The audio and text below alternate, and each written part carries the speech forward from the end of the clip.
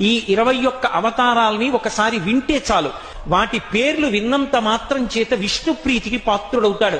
వేరొక్కసారి జాగ్రత్తగా వినండి. మొట్టమొదట ఆదినారాయణుడు, సనకసనందనాదులు. దాని తర్వాత వచ్చినటువంటిది యజ్ఞవరాహావతారం. యజ్ఞవరాహావతారం తర్వాత నారదుడు. నారదుడి తర్వాత నరనారాయణుడు. నరనారాయణుల తర్వాత వచ్చినటువంటిది కపిలావతారం. కపిలావతారం తర్వాత దత్తాత్రేయావతారం.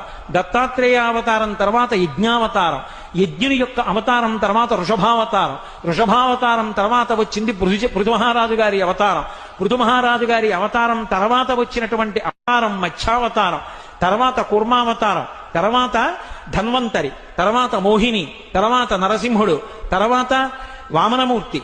తర్వాత పరశురాముడు. తర్వాత రాముడు. తర్వాత బలరాముడు. బలరాముడి తర్వాత కృష్ణ భగవానుడు. కృష్ణ భగవానుడి తర్వాత బుద్ధావతారం. బుద్ధావతారం తర్వాత కల్కి అవతారం. ఏకకాలంలో 2 అవతారాలు ఉంటూ